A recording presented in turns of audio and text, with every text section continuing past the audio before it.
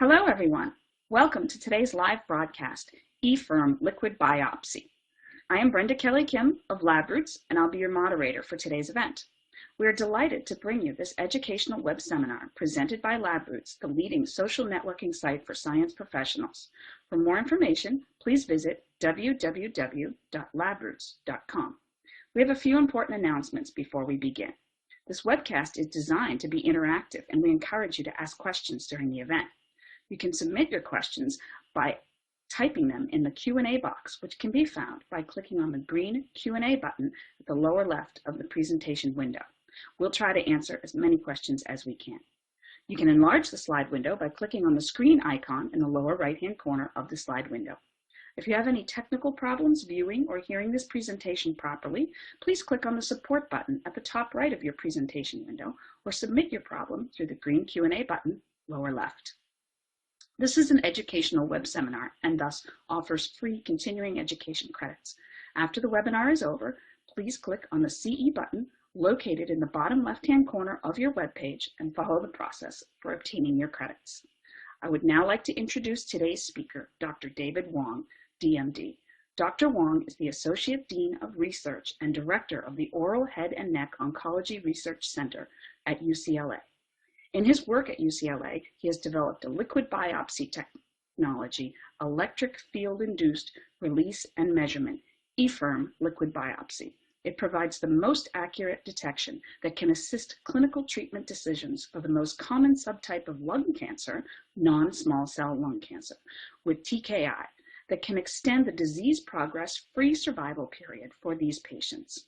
ELB can detect ctDNA at single copy level, whereas ddPCR detects ctDNA at a minimum of 10 copy number. In addition, ELB requires only 40 milliliters of sample volume, no sample processing, reaction time is 15 minutes, and can be performed at the point of care or high throughput reference lab using plasma or saliva. I will now turn it over to Dr. Wong for his presentation.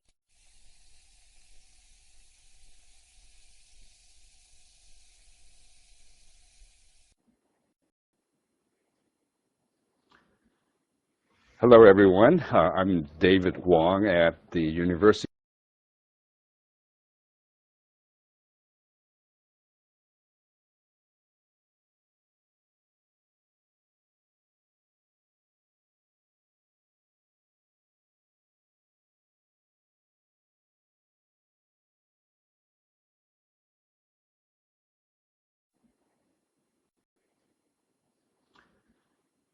Hello, everyone. I'm David Wong at the University of California, Los Angeles, and I'm very glad to be sharing with you today a topic that's very much in sync with a emerging landscape of liquid biopsy, and perhaps in this half hour that we're going to spend together, a uniqueness in this landscape of liquid biopsy that's with the technology that truly deliver the performance and the ability to detect circulating DNA. So the title of my talk is on this first slide, and I think we'll all agree that it truly echoes the current theme of precision and personalized medicine. The next slide is a disclosure slide, and we'll try and navigate it here. Disclosure slide that I have a virtual company with University of California, Los Angeles, and I'm also consulting from a number of entities that you see on screen. So the President Obama announced during the State of the Union address a moonshot initiative in cancer, including one of the 7 initiatives of early cancer detection. I want to highlight some of the key elements here, utilizing genomic and proteomic targets and sensitivity of the technology for detection and the ability to early detection of cancer, and finally, and certainly importantly, minimal invasiveness. I would like us to anchor all of these key points, if you will, of early cancer detection and how the essence of my message that I want to share with you today can echo and into these key elements for early cancer detection. So the journey that we started was a decade ago when one of the 27 institutes at the National Institute of Health, the Institute of Dental and Craniofacial Research, initiated a set of initiatives to scientifically credential and translate oral fluid, saliva, for clinical utility. And the vision of those initiatives is to utilize a non-invasive biofluid for disease detection, as well as the opportunity or the ability to monitor our health as well. So with these initiatives in mind, my lab, as well as others, engage in a series of activities that led to the credentialing, if you will, of a number of diagnostic tools that you see on the slide here. We define the proteome together with Susan Fisher and John Yates at Scripps. And my lab also further defined a number of scientific endeavors that empowers saliva for translational and clinical utility, including extracellular RNA, the metabolome, and also the microbial presence that differentiate itself in health between gender and upon aging. Also, at the same time, is the opportunity to develop tools. If you look on the left here, is a button that you can click and see. There are point-of-care tools that is envisioned that eventually will allow clinicians and healthcare providers to take a drop of saliva in low-resource settings or whatnot that could allow for permit detection of these disease discriminatory targets in a non-invasive biofluid. So the ability to monitor health, early detection of disease, this is all embodied and assembled in the website here that you can see at www.skb. We term it Saliva Omics Knowledge Base, and it's sort of being housed and assembled in a website at the University of California, Los Angeles. And I welcome you all to have a chance to take a look at it, where the science and the credentialing and foundationing, if you will, of saliva for clinical and translational utility. So with these thoughts in mind, in the past 3 years, there is a facet that's engaged into this landscape here, and that's the ability to not only utilize these omics information in saliva to develop, if you will, a biomarker for disease detection, but also, engaging in this landscape of liquid biopsy. So the next slide is just an introduction of liquid biopsy, and the following slide here really embodies what liquid biopsy, perhaps in our current understanding, that parental tumor, shed, cells, which constitute the metastasis phenotype, and as these cells go through cell death, and it sheds these pathognomonic, if you will, fingerprint of the mutations that sort of may be representative, if you will, of the parental tumor as circulating DNA. So the ability to obtain these circulating tumor cells or the circulating tumor DNA through a bodily fluid is constituting that foundationing of liquid biopsy, and it certainly is compelling as far as an unmet clinical need to serve as a surrogate of having a tissue-based biopsy. So the ability to do that clearly is abundantly clear. Current technologies of digital PCR, next generation sequencing, capturing circulating tumor cells are very intensively being evaluated and being applied in a clinical setting. What I like to bring to the field that we have through these NIH initiative, a core technology which we term electric field induced release and measurement, that has the characteristics, the unique properties that has the performance, and also the operational features that really puts it in a very unique posture in this landscape of liquid biopsy. The following slide here really is a schema how EFIRM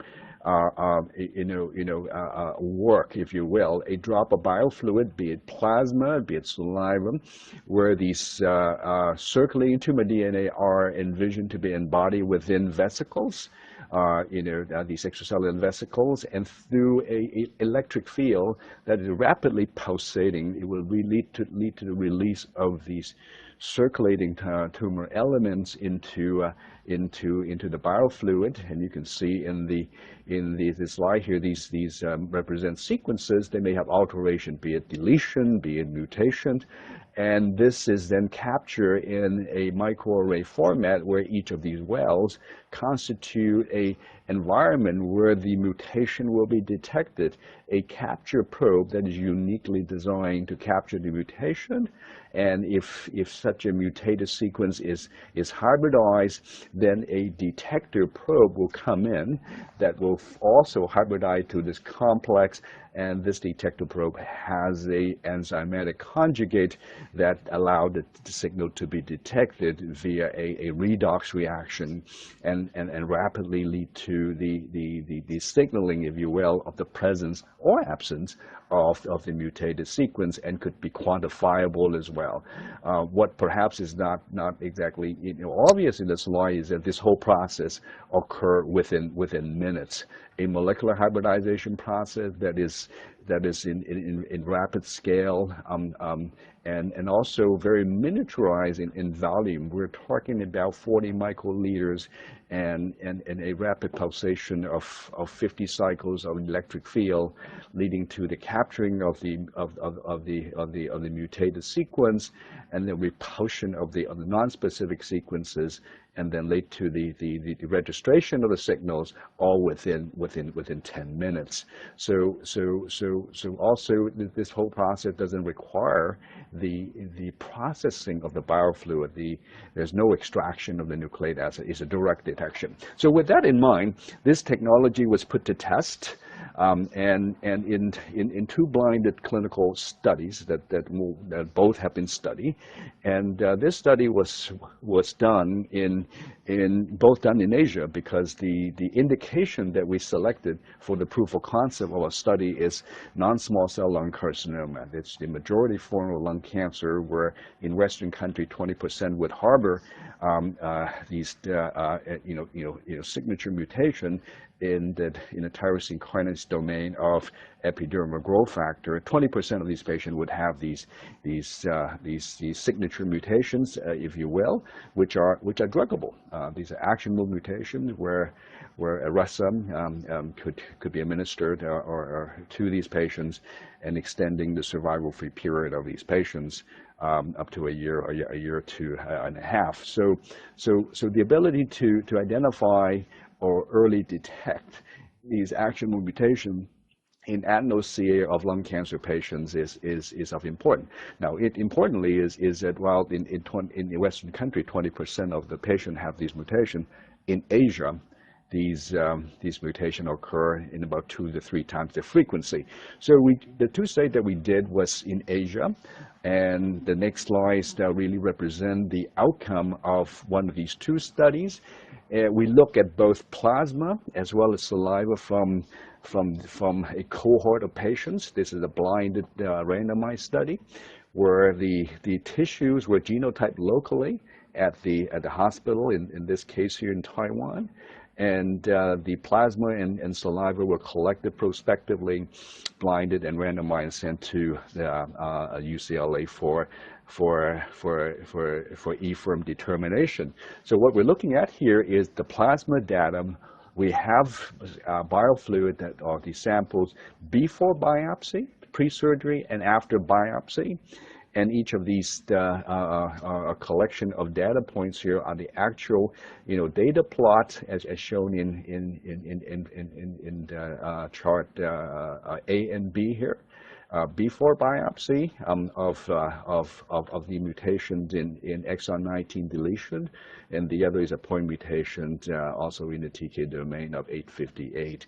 The actual data distribution here, what we can see is that in the individual that don't have neither one of these mutations, cluster very tightly at this registration here.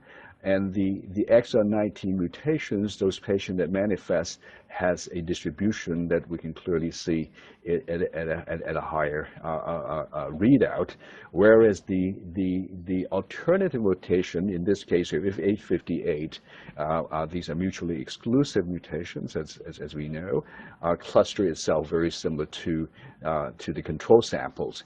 And the chart below illustrate the AUC area in the curve, and through the evaluation here, this pilot project indicate a very encouraging area under the curve as we see here. The other mutations in pre-surgical samples in 858 mutation exhibit a profile very similar to the exon 19 in the sense that the control samples are clustered in low registration of the electrical readout. The count, the alternative mutation exon 19 register in a level almost the same as the control, whereas those patients that manifest a genuine exon 19 deletions as 858, I'm sorry, is being demonstrated here. Again, the area in the curve is very encouraging. The post-surgical, post-biopsy samples exhibit a profile that is very similar. Very unique segregation of the positive mutated samples, exon 19, and also the 858 mutations. Again, the performance curve as being shown on the bottom here, and also very encouraging with greater than 95% accuracy sensitivity as we see here. So that's the plasma readout of a cohort of 44 subjects that were genotyped locally, and the plasma and saliva blinded and sent to UCLA. We also look at saliva, which is a fluid of interest to us, and the following slide demonstrated that. Again, this is all utilizing 40 microliters of the biofluid without extraction, a direct detection. What we see is the saliva data pre-biopsy, post-biopsy, looking at exon 19 deletion, 858 mutations, the readout of the mutated samples in the pre-biopsy is very similar and has a performance that is very encouraging, as is being illustrated in the ROC curve that we see below here, and similar for the post-surgical samples as well, that are illustrated on the right for both exon 19 deletion and 858. The mutated samples are clearly distinctive of the control and the alternative mutations, and the same for 858 mutation as well. So these outcomes were very encouraging. Again, this constitutes a blinded randomized study. This study was published in November of 2015. And a second study was recently published using a cohort, from mainland China, illustrating a performance that is very similar to what we saw in the data that we just demonstrated. So these outcomes, prompted us to evaluate further, the mechanistic, perhaps, underpinning, of in a disease like non-small cell lung carcinoma, the shuttling of information from the parental tumor into bodily fluid, from pleural effusion fluid to plasma and then into saliva. The following few slides are very, telling in the sense that, these circulating, tumor DNA that are pathognomonic of a disease like lung cancer, how it sort of presents itself, how it shuttled the information from the parental tumor into pleural cavity and also into circulation, and finally into saliva.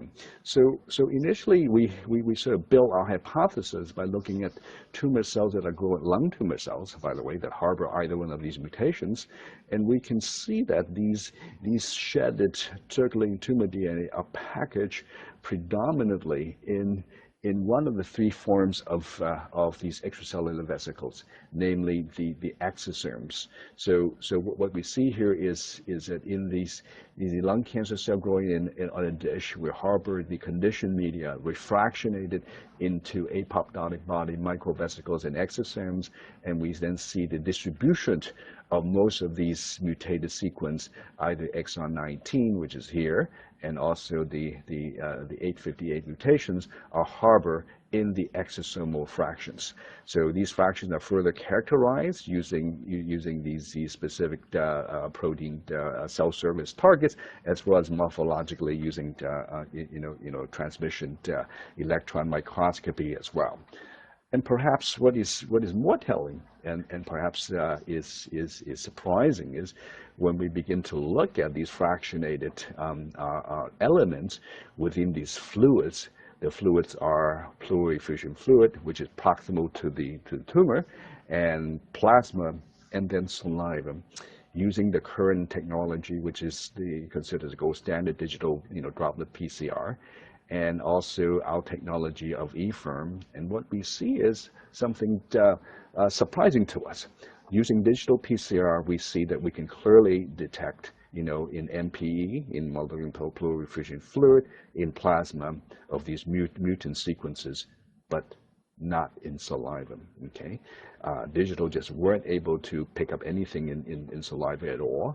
And whereas, similar to the study that I show you, and also another study that was just recently published, EFIRM, this technology was able to pick up, these mutant sequence in the pleural effusion fluid, in plasma, and clearly in saliva as well, with the performance that we see here. We have a second generation of EFIRM technology. What we saw in the last two studies are the first generation. One can see the clean separation of the control signals clustering here, whereas the mutated sequence in this case, the exon 19, it is clearly separated, and the performance of these I still call them pilot study because the power is fairly small, but however, a definitive study is currently in progress with 300 samples that we're looking into.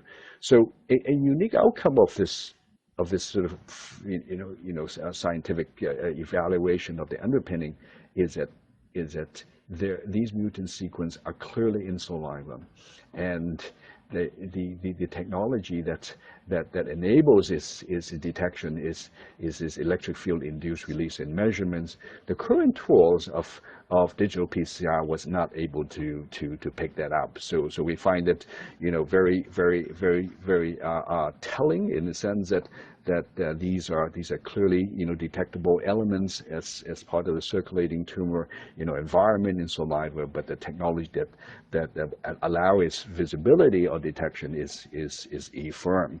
So further to understand why EFIRM may have a performance uniqueness or perhaps even advantage of being able to detect these circulating tumor DNA in non-small cell lung carcinoma patients, we evaluated the sensitivity, the typical analytical performance feature of EFIRM comparing to digital PCR. The following few slides demonstrates the benchmark comparison as well as some unique outcome that I want to share with you. Looking at the limit of detection, okay, and we have done this extensively using digital and using reference DNA from Horizon Diagnostics from the United Kingdom. As we all know that using digital PCR, there needs to be a minimum of 5 to 10 copies in the reaction volume in order for linearity for detection. What is of interest is being shown in this slide here using EFIRM, that minimum copy number for detection is single digit, is 1 as we see here for both exon 19 and for 858 detection. Perhaps what is surprising is the next step that we went into further in evaluating why EFIRM has such a performance, because the copy number is, I think, explains in part, but it doesn't totally rationalize as to why EFIRM had the performance that we have observed in our clinical study.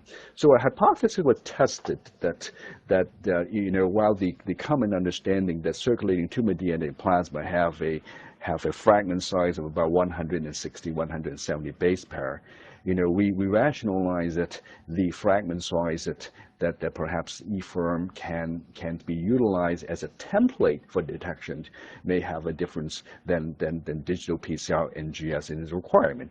So we took genomic DNA from cell line that harbor these mutations. We shear it, as we see here on the left, using increasing cycle of shearing, and you see the average size of the shear DNA decreases over shearing cycles, and the 170 base pair shearing is about maybe the 3 to 4 shearing, and decreasing in the size as we see towards the right.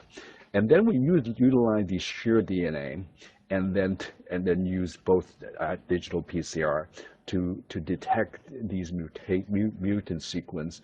And what we see here is that on this chart here on the right, using digital PCR, which is this line here, the solid gray line here, the more shear the sample, the lesser the detection signal of detecting this sequence by digital PCR. Okay, which is not surprising, which is what we would expect. Now, what is surprising and thoroughly surprising is that when EFIRM is used to detect these shear sequences, we can see that in this light green line here, EFIRM not only detect these sequences, and upon the fragmentation, increasing fragmentation of these genomic DNA, there is a corresponding increase in signal detection intensity. We currently, while we can't rationalize the sort of phenomena that underlies this enhanced detection, but this is a reproducible outcome that really is surprising, and perhaps it echoes that value of EFIRM in its ability to detect shorter nucleic acids sequence. So with that in mind, and the limit of detection of single copy detection, and then the fragment size, could they constitute the rationale as to why the circulating tumor DNA could be detectable by EFIRM in a fluid? You can certainly detect in plasma, but in saliva, EFIRM is the technology that does that. So we're currently in the process of elucidating this further mechanism. But the following slide here is something that I want to demonstrate to you. The platform that's sort of enabled these clinical work is now in place. A colleague of mine, together with an industrial vendor, are creating point-of-care platform, as is being shown here, as well as a high-throughput platform that could be eventually in a reference lab setting. This is a 96-well capacity where a reference lab or high capacity readout could be conducted. So with all of these sort of information that I presented to you today, I want to sort of represent what this may deliver as a clinical value or utility in the clinical setting in the near future. What we envisioned is that as we understand that the current clinical practice in individuals that are symptomatic, a nodule on a chest film that needs to go through bronchoscopy and biopsy, and then the tissue is being sent to a reference lab. and then within weeks that information comes back to the physician, and then treatment decision can be implemented. If mutation is present, then these TKI inhibitors, TK inhibitors could be prescribed, and in a logical way. What we envision that capability could be accessible and available, at the point of care, where a biofluid, be it blood, where you need 10 ml of blood or 100 ml of urine, and if one were to utilize EFIRM, that capability translate into a drop of blood, perhaps a drop of saliva, where a collector could be utilized, and then a point of care unit could be in the physician's office, where information could be deciphered and detected and available within minutes, and then allowing treatment decisions could be implemented at the point of care. So that's the excitement that we look forward to, that perhaps upon definitive validation of the technology and the regulatory approval, that this capability that could echo the ability for personalized medicine and precision medicine implementation in a point of care setting, with the performance. Again, I think diagnostic at the end of the day is really a performance parameters, where current technology, as we know, that using digital and NGS for detecting these sort of actionable mutations, the concordance is about 70% with tissue genotyping, whereas this technology that through the pilot study, and we're going through a definitive evaluation, has a very encouraging outcome that is greater than 95% sensitivity. So with that in mind, and I think the advantages or that we envision that this EFIRM technology, coupling with minimal invasiveness, be it in blood or other body fluid, and perhaps saliva could be considered as a viable clinical fluid, be it from cultural preferences, individual preferences, minimal volume is required, it's cost effective, identifying actionable mutations. And when you think about these patients, even though they're on arrest within a year, far majority of them develop an acquired resistant mutation, which is almost impossible if one would do a follow-up biopsy of this individual. Point of care, high throughput reference lab capability, and the ability to know now. Having that capability at the point of care is important. So on that note, I'm glad to have the opportunity to share these outcome with you. And this slide here is for me to acknowledge of the colleagues in my lab that carried out the work, and my collaborators, and importantly the support, particularly through the National Institute of Health, that make this possible. Thank you.